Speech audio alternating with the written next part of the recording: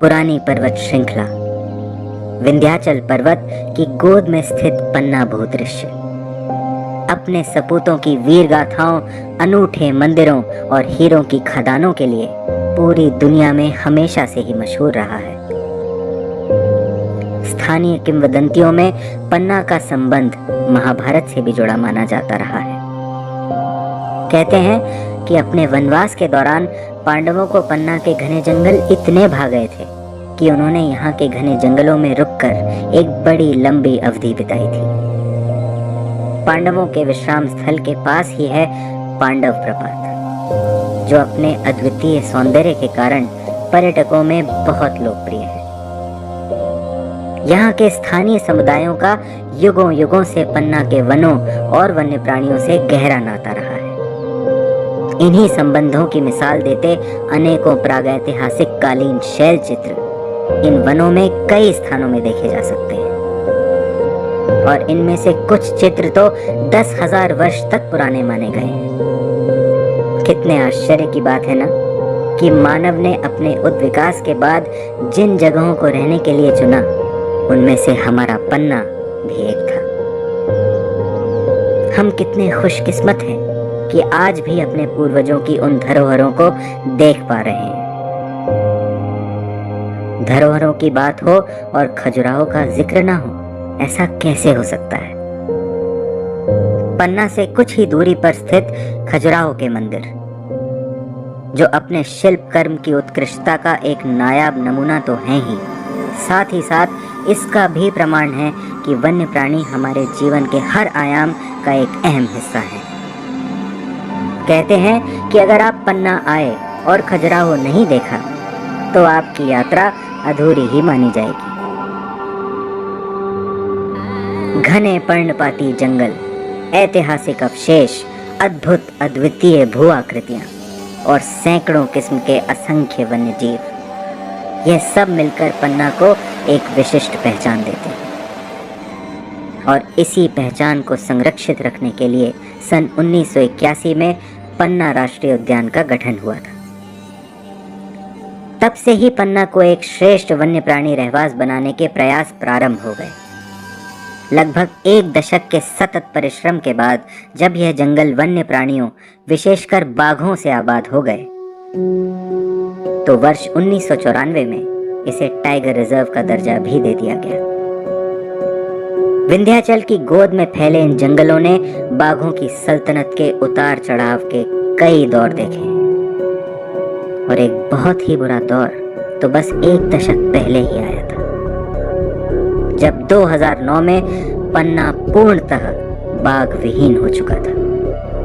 लेकिन परिस्थितियों से हार ना मानते हुए पन्ना के वन्य प्राणी प्रबंधकों ने दुगने जोश और मेहनत के साथ पन्ना को पुनः बाघों का रहवास बनाने के लिए प्रयास शुरू कर दिए। जंगलों की सुरक्षा पुख्ता की, वन्य प्राणियों के आवास को और बेहतर किया।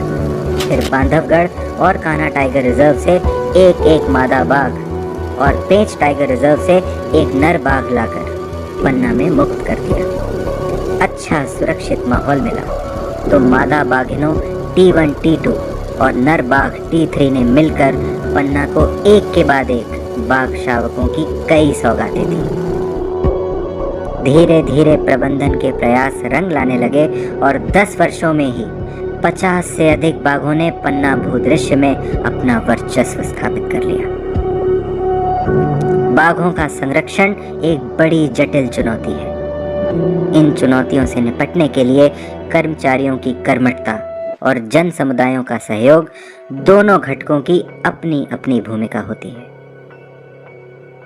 पन्ना टाइगर रिजर्व को एक बेहतर वन्य प्राणी आवास बनाने के लिए टाइगर रिजर्व के समीप रहने वाले समुदायों के हर एक व्यक्ति ने अपना पूरा प्रत्यक्ष और अप्रत्यक्ष समर्थन दिया। दूसरी ओर जंगलों की कठिन परिस्थितियों में भी कर्मचारियों ने अपना 100% देने में कोई कसर नहीं छोड़ी, और कुशल नेतृत्व के साथ पन्ना टीम ने दुनिया के सामने पन्ना बाघ पुनर्स्थापना कार्यक्रम के रूप में एक अनूठी मिसाल खड़ी कर दी। आज पन्ना के जंगलों में उन्मुक्त घूमते ये बाघ इस बात का सबूत है कि 10 सालों तक सभी के मिलकर किए गए सतत प्रयास व्यर्थ नहीं गए। आज पन्ना बाघ पुनर्स्थापना कार्यक्रम की धाक पूरी दुनिया में है, जिसे कई पुरस्कारों से सम्मानित भी किया गया है। अब देश विदेश के वन्य प्राणी विशेषज्ञ और वानिकी छात्र यहाँ देखने और सीखने आते हैं कि तेजी से बदलती दुनिया में बाघों का संरक्षण कैसे किया जाता है। बाघ संरक्षण का तो उद्देश्य ही है कि न केवल बाघ बल्कि पूरी खाद्य श्रृंखला और वन्य प्राणी रहवास को सहेजा जाए। पन्ना बाघ पुनर्स्थापना कार्यक्रम का लाभ हमारे राजा बाघ के साथ साथ उसकी प्रजा को भी पूरा मिला।